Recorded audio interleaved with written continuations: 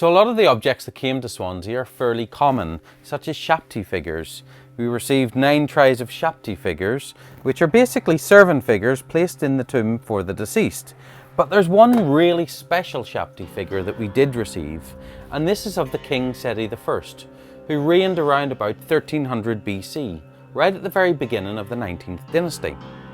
Within a week or two of it being in Swansea, we actually discovered something really exciting that links this back to Swansea, and specifically to Swansea University, just 100 metres away from the Egypt Centre store. The Shabti itself was deposited in the tomb of Seti I in the Valley of the Kings.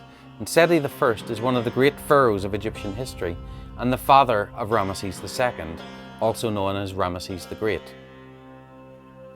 So this Shabti was made around about 3,300 years ago.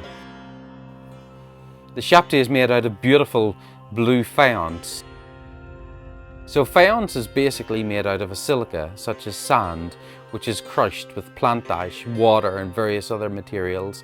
And then the glaze that you have on here gives it this really nice blue colour. On the bottom of the Shabti is a hole where it would have originally been put into a plinth and put on a nice mantelpiece, as we'll find out a little bit later.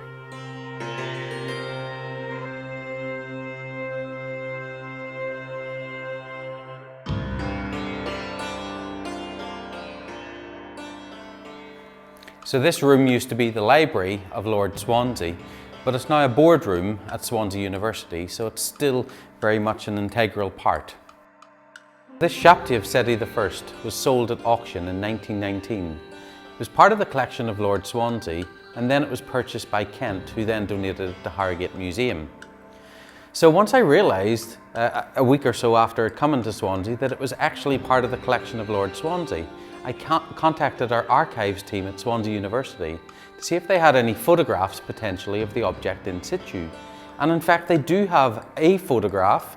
It's quite grainy, but it shows this room, and there's an object that we believe to be the Shabti of Seti I, sitting on the mantelpiece around about here.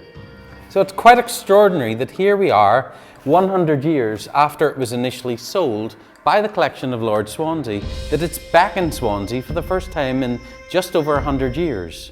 Maybe not on the mantelpiece, but in the Egypt Centre, which is really just 100 metres away from where I'm standing right now. So it's crazy to think that here we have such great connections between Swansea and Harrogate that we never knew about until the collection came here.